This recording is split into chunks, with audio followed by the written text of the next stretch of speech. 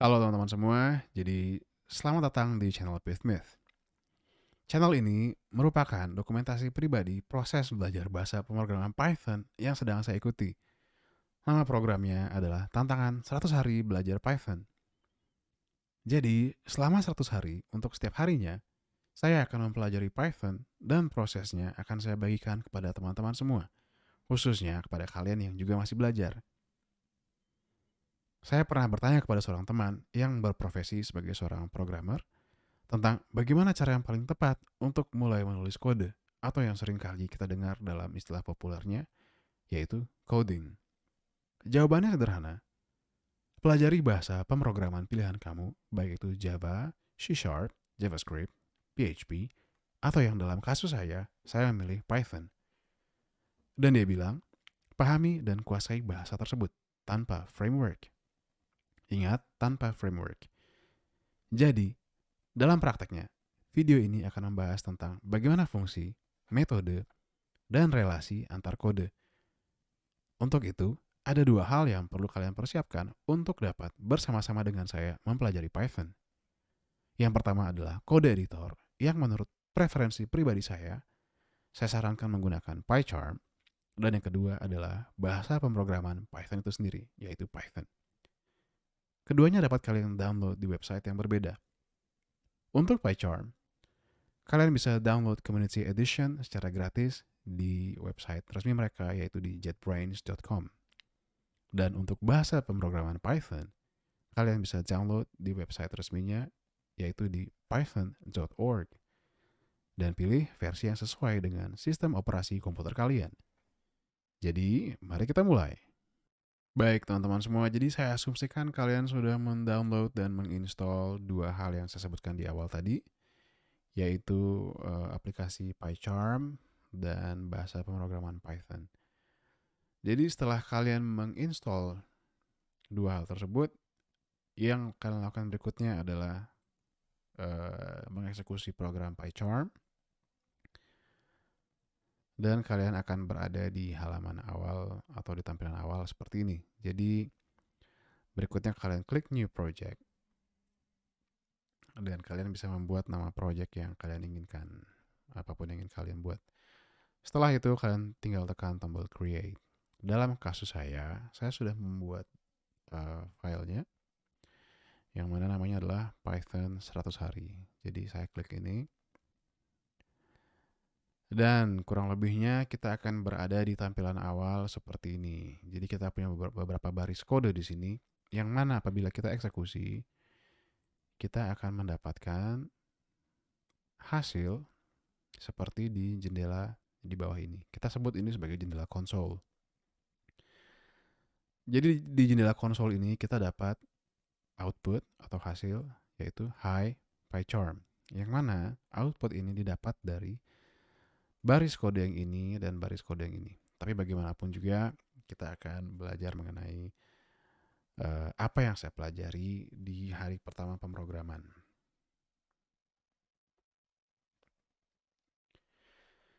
Jadi di program tantangan 100 hari kode dengan bahasa pemrograman Python yang saya ikuti, di hari pertama saya diajarkan mengenai beberapa materi yaitu fungsi input,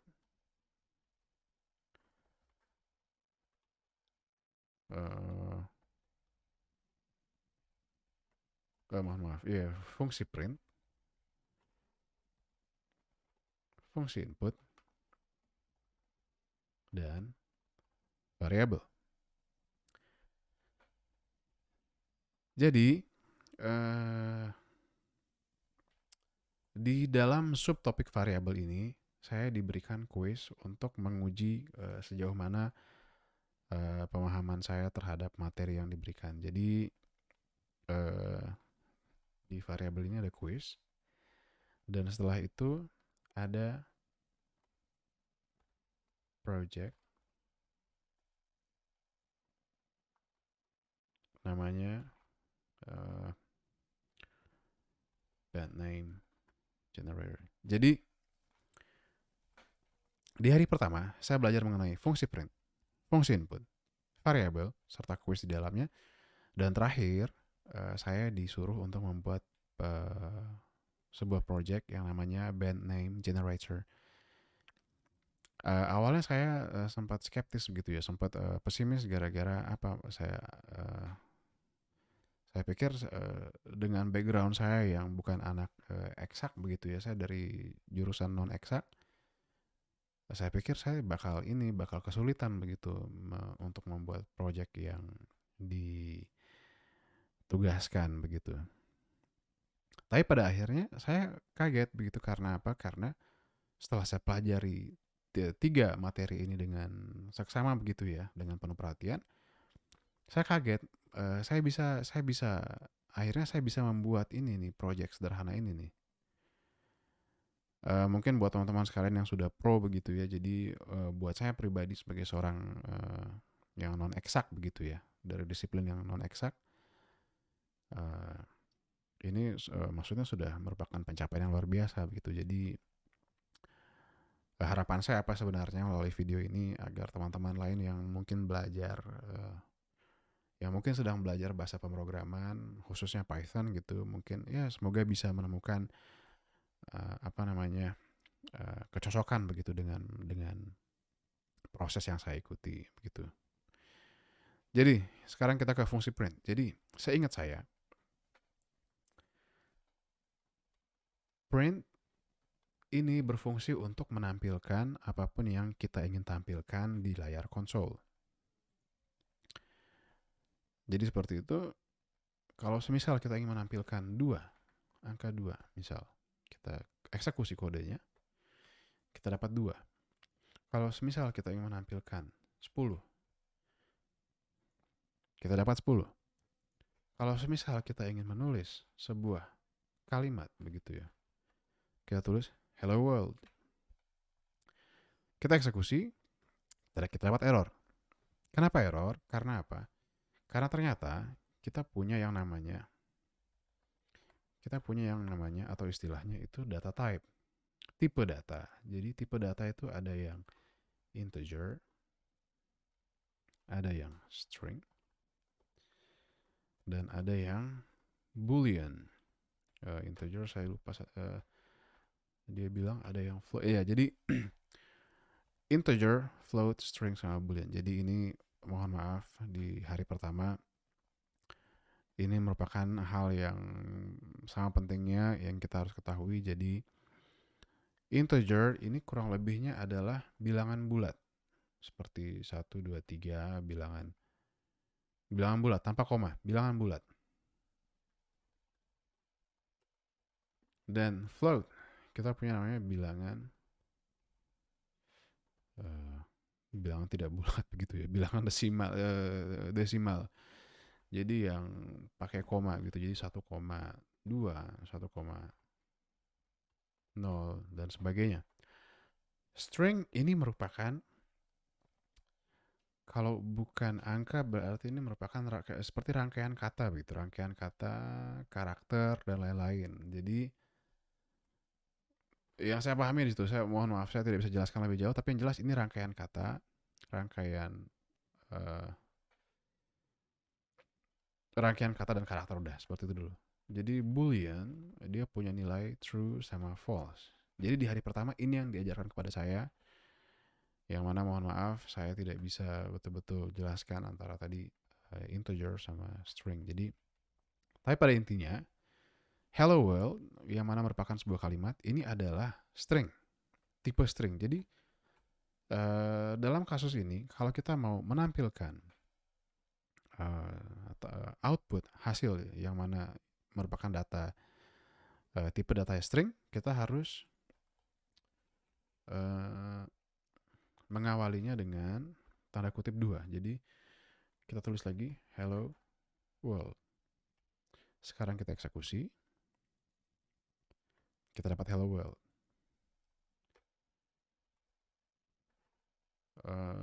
Dan berikutnya adalah hello world,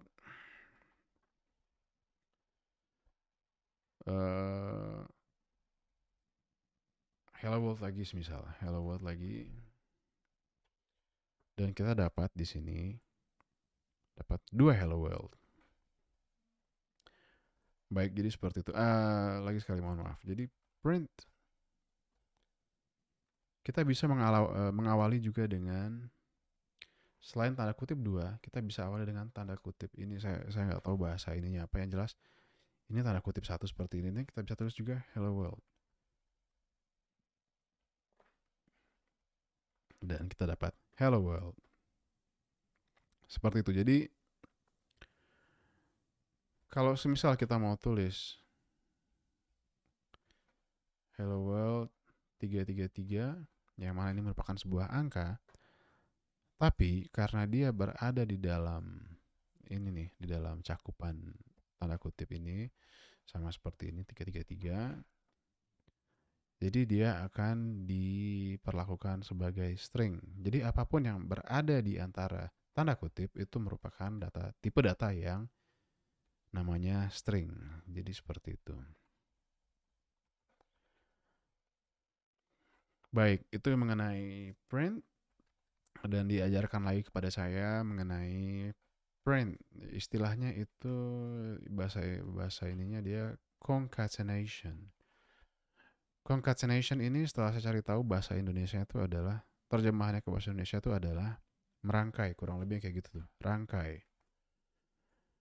Jadi rangkai di sini maksudnya adalah kita praktekkan misalnya hello plus world. Jadi dengan format kode yang seperti ini kita eksekusi, kita dapat hello world juga dengan operasi penambahan di sini. Jadi hello ditambah dengan string hello ditambah dengan string world, jadinya hello world. Ini disebut dengan concatenation. Jadi seperti itu. Tapi ada yang janggal di sini karena apa? Karena tidak ada space. Jadi kita tinggal tambahkan space. Solusinya adalah tambahkan space di sini, entah di sini atau mungkin di sini. Jadi kita eksekusi lagi, kita dapat hello world. Jadi ini program pertama yang saya buat, itu banknya luar biasa. Hello world. Kita bisa tulis seperti itu, dan sama halnya juga dengan kita tulis dengan tanda kutip 1 gitu ya. Kita tulis hello, kasih spasi, dan world.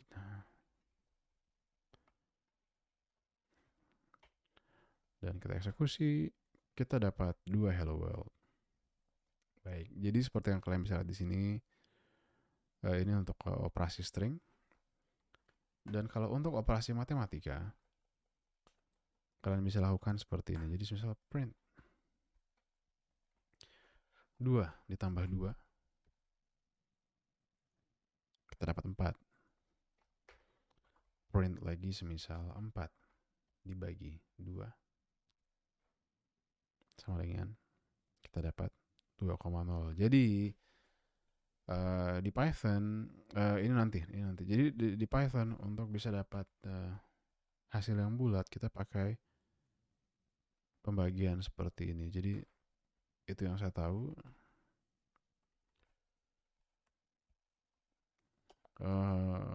Berikutnya adalah diajarkan kepada saya mengenai jadi bagaimana cara untuk membuat baris baru dengan fungsi print ini. Jadi semisal kita buat kembali dari hello world, kita eksekusi, atau shortcut di PyCharm kita bisa pakai Shift F10, F10, jadi kita eksekusi, kita dapat hello world. Untuk membuat baris baru, kita bisa tulis hello world. Lagi, dan kita dapat hello world yang kedua. Jadi kesimpulannya, kalau kalian mau membuat 2 hello world, kalian buat 2 fungsi print di sini kayak gitu. Dan kita buat lagi yang ketiga, misal kita biar cepat kita copy, kita paste, kita dapat 3 hello world.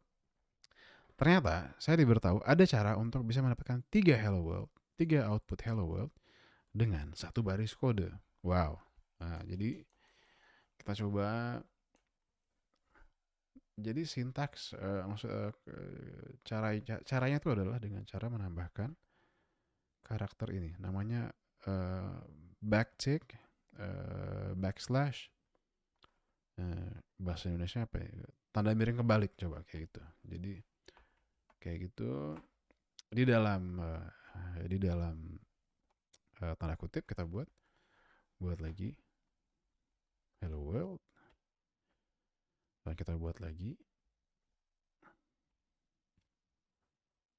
karakter yang sama, kita tulis hello world, dan kita eksekusi shift F10. Kita dapat hasil yang sama. Dengan satu baris kode kita dapat 3 hello world. Jadi misal kalau saya salin kode yang ini, saya print lagi, saya taruh di sini, artinya per baris kita punya 3 hello world.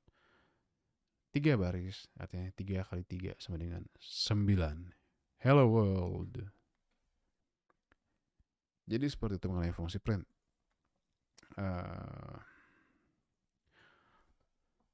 Dan yang kedua adalah fungsi input. Di fungsi input yang diajarkan kepada saya adalah fungsi ini berfungsi untuk menerima input dari user atau pengguna. Jadi kita bisa tulis input seperti itu. Kita coba eksekusi. Jadi seperti yang kita bisa lihat di sini, di hasilnya ini. Di sini ada kursor yang berkelap-kelip. Artinya kursor ini adalah kode ini fungsi input ini. Jadi ketika input ini dieksekusi, dia akan menunggu input dari user. Jadi saya tulis semisal hello world. Kalian bisa lihat di sini. Ini merupakan prompt. Jadi usaha dari si input ini untuk meminta kepada user untuk memasukkan input. Jadi kita enter. Dengan begitu kodenya selesai. Ini merupakan salah satu tanda apabila kode sudah selesai dieksekusi. Jadi bandingkan kalau kita eksekusi kalimat tadi itu yang proses finish with saya lupa tadi apa nama tadi. Yang jelas kalimat itu nggak ada di sini. Artinya kodenya ini belum selesai eksekusi. Karena apa? Karena ada ini nih, ada fungsi input yang masih menunggu input dari user. Jadi kalau kita masukin input, bla bla bla bla, selesai. Process finish with exit code 0. Jadi seperti itu. Input. Apabila semisal sebentar, mohon maaf. Jadi input seperti itu. Variabel diajarkan kepada saya dengan pengertian atau analogi yang cukup unik. Jadi variabel ini dia bilang itu umpamain seperti sebuah ember atau sebuah penampung begitu. Fungsinya adalah menampung. Jadi untuk bisa menampung sesuatu dalam hal ini maksudnya dalam pemrograman ini, untuk bisa menampung sebuah nilai kita harus menggunakan variabel. Jadi semisal contoh input ini tadi. Input kita tulis hello world. Hello world ini setelah kita eksekusi, hello world ini akan menggantikan input ini. Maksudnya input ini akan mempunyai nilai hello world.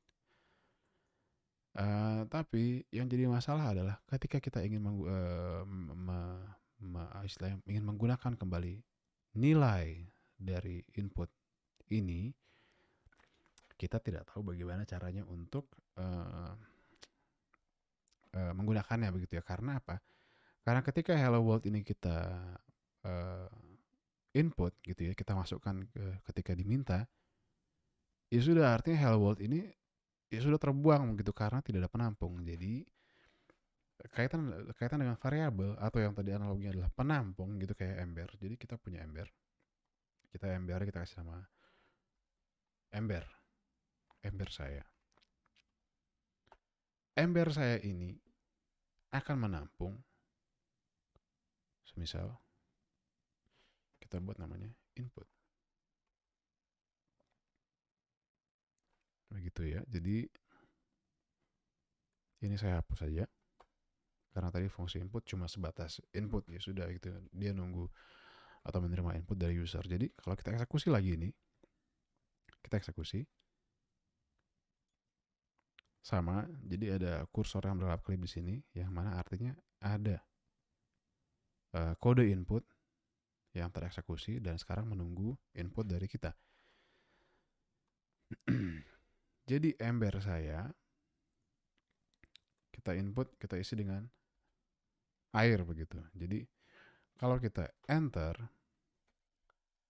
air ini yang mana merupakan input kita, air ini akan masuk ke dalam, akan tertampung di dalam ember saya, variabel ember saya. Jadi untuk bisa membuktikan bahwa air ini tertampung di ember saya, sekarang kita gunakan fungsi yang tadi kita pelajari, yaitu print.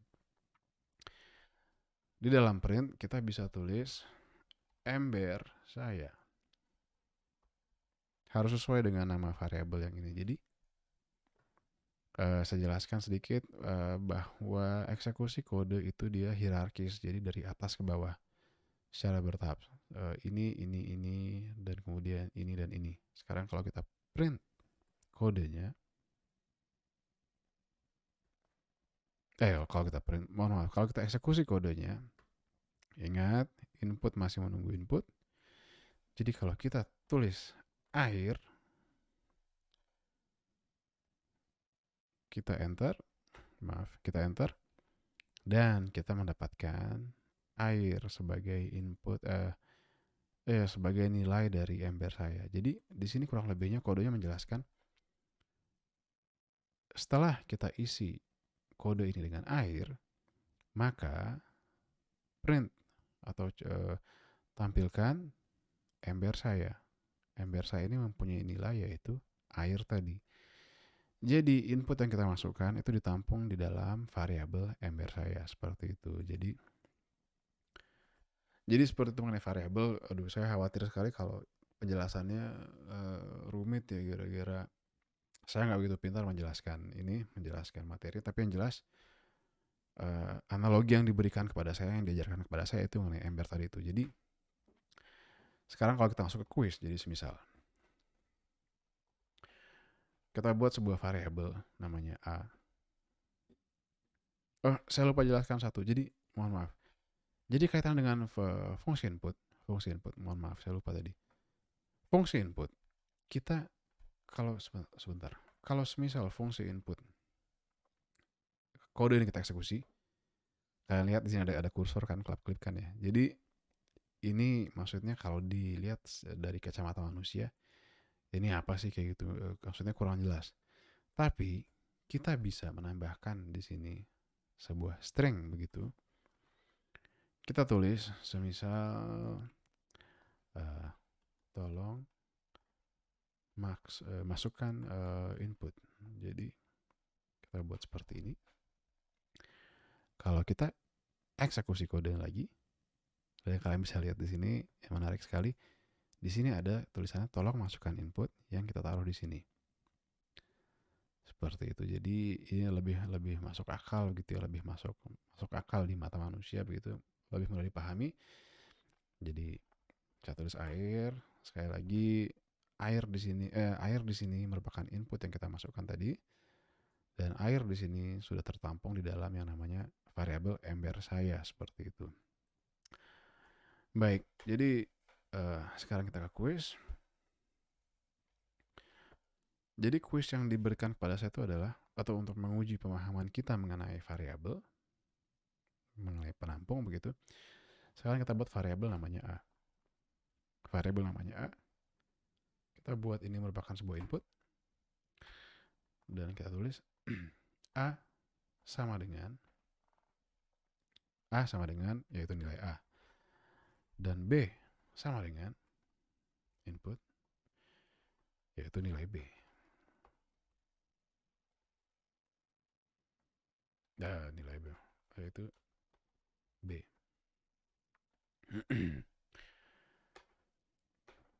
Jadi di sini eh,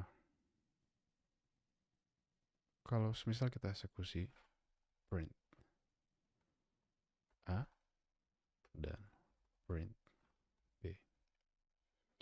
Kalau kita eksekusi, ini saya ini aja. Saya comment out.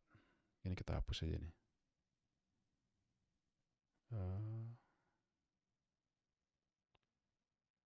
Mana dia ya?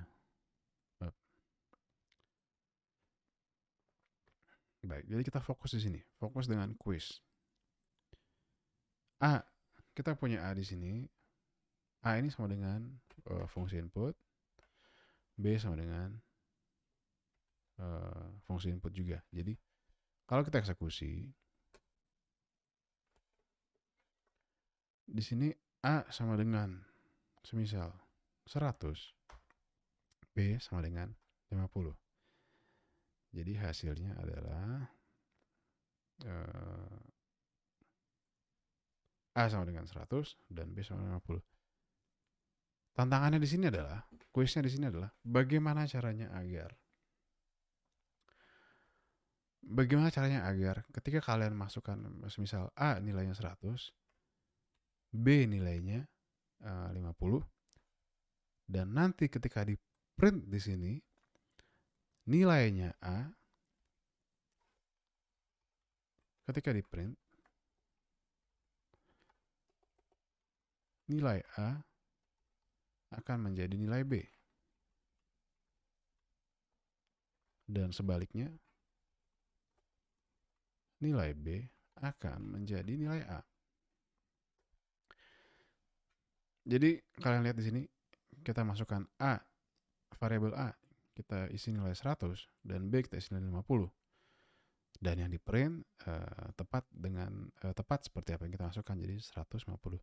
Tantangannya adalah bagaimana caranya ketika kalian masukkan A 100, B 50, yang di print adalah A 50 dan B sama dengan 100. Kedengarannya gampang, tapi tantangannya adalah kita tidak boleh merubah kode.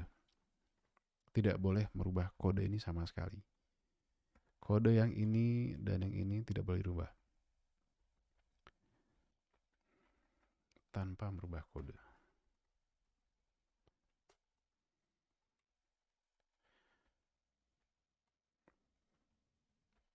Jadi seperti itu, bagaimana caranya tanpa kita merubah kode ini, gitu. Dengan analogi ember tadi,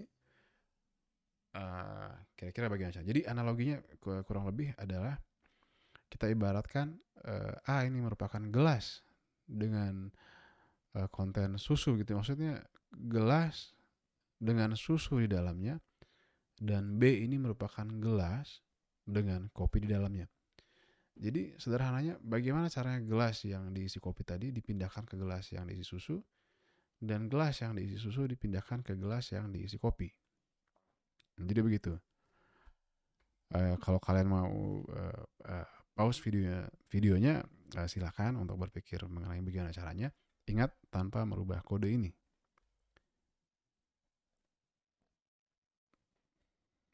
Baik, jadi kalau kita umpamakan tadi variabel ini seperti penampung, dan analogi kasus ini tadi seperti gelas susu dan gelas kopi, yang mana tadi konten dari masing-masing gelas itu harus ditukar, begitu ya. Caranya adalah kita membutuhkan satu gelas lagi, satu gelas kosong. Dan kaitannya dengan ini, kaitannya dengan apa? Kode yang di sini kita bisa buat dengan cara C sama dengan A, begitu. Dan A sama dengan B,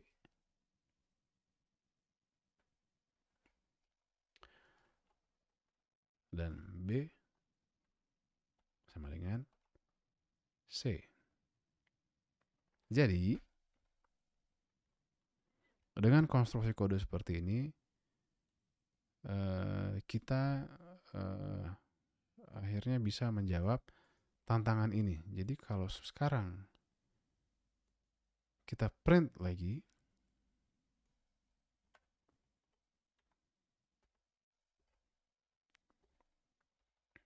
kita print hasilnya, kita lihat. Up.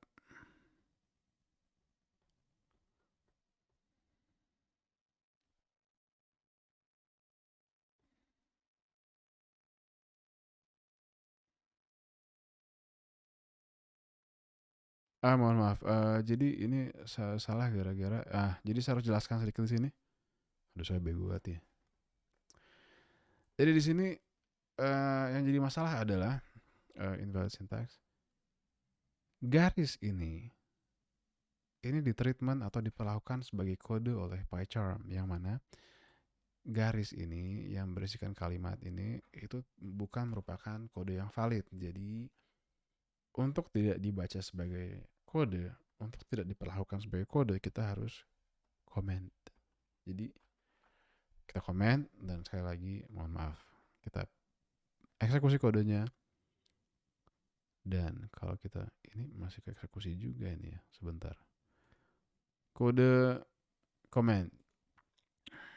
Jadi kalau kita eksekusi lagi seperti biasa, ingat tadi A sama dengan 100, B sama dengan 50. Berdasarkan kode sebelumnya, A ini akan menjadi apa namanya?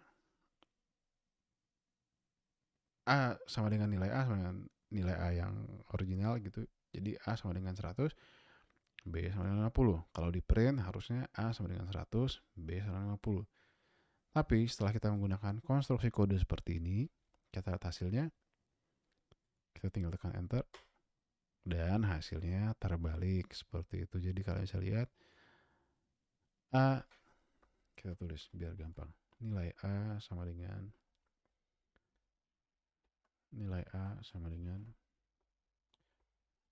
plus A. Kita copy biar cepat. Nilai B sama dengan B. Kalau kita eksekusi lagi, nilai A 100, ini nilai B 50. Jadi sekarang terbalik, nilai A sama dengan 50 dan nilai B sama dengan B. Lagi sekali, 100 dan 50, jadi 50 dan 100. Jadi tantangannya seperti itu. Buat kalian yang tadi bisa menjawab, selamat ya. Kalian lebih pintar dari saya, jadi selamat sekali lagi. Dan sekarang kita akan lanjut ke project band name generator. Jadi proyek ini adalah bagaimana caranya kita membuat program yang akan mengoutput dua input ke dalam satu output. Jadi misal kita buat nama band, konstruksinya adalah dengan cara kita tulis nama kota gitu, misal nama kota sama dengan input, kita buat masukkan nama kota kalian.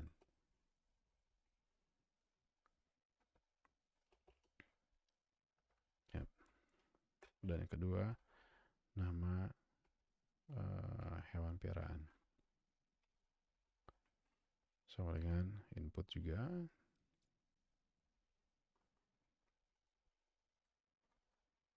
Masukkan nama hewan piaraan kalian. Baik, jadi seperti ini. Sekarang kita tulis print nama band kalian adalah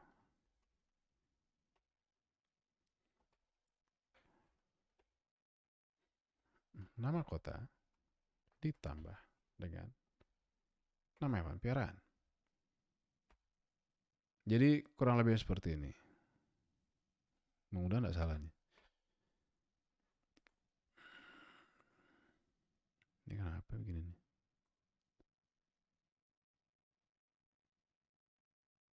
Ya bukan sih.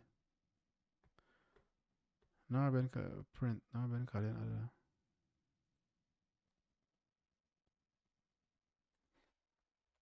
Ini salah apa ya? Print nama band kalian adalah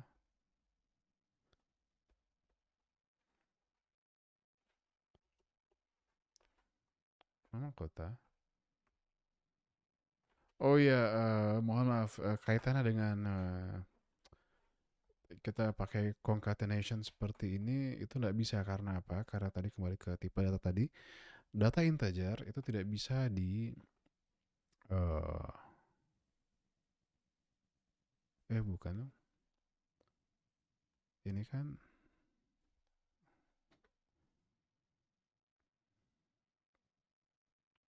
perhaps you forgot a comma.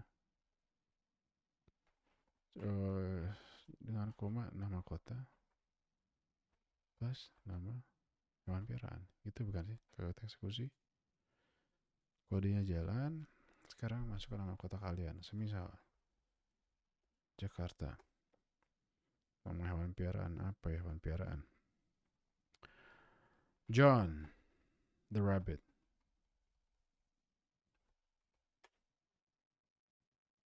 Jakarta John the rabbit. Jadi kalau kalian lihat di sini ini kenapa nih Jakarta John the rabbit? Ini nama band apa jadinya nih? Adalah baik. Jadi sederhananya begini. Untuk bisa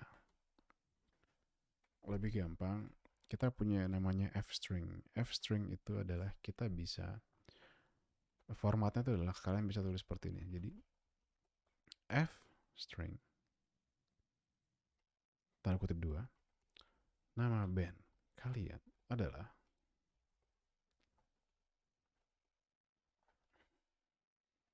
kita bisa taruh tanda ini tanda apa lagi tanda kurung begini saya lupa namanya tapi kita bilangnya curly bracket adalah nama kota spasi curly bracket lagi dan nama hewan peliharaan. Jadi kalau kita print kalau kita eksekusi jadi kita lihat nama kota kalian semisal Surabaya. Masukkan nama hewan peliharaan kalian. Hewan peliharaan apa ya bagusnya ya? Misal kucing begitu ya. Kucing nama hewannya si Loreng misal. Loreng. Wow, jadi kita dapat nama band kalian adalah Surabaya Loreng. Seperti itu. Jadi teman-teman, jadi ini yang saya dapatkan di hari pertama materi pelajaran saya mengenai fungsi mengenai fungsi string, fungsi variabel, fungsi print dan fungsi input. Jadi ini hasil dari apa yang saya pelajari dari pertama dan terus terang sebagai seorang anak IPS begitu ya. Saya bangga sekali karena akhirnya saya bisa membuat program sederhana seperti ini. Jadi sekian dari saya dan saya mohon maaf apabila ada hal yang kurang berkenan dan semoga apa yang saya sampaikan ini mungkin bisa menjadi manfaat buat beberapa dari kalian begitu. Jadi sekian dari saya, terima kasih banyak. Dan jangan lupa karena ini merupakan program 100 hari belajar Python, jadi kalau kalian tertarik begitu untuk mengetahui progres yang saya buat dari hari pertama sampai 100, jadi jangan lupa untuk subscribe dan terus ikuti perkembangan saya dan juga perkembangan kalian yang mengikuti proses belajar saya. Jadi sekian, terima kasih dan sampai jumpa.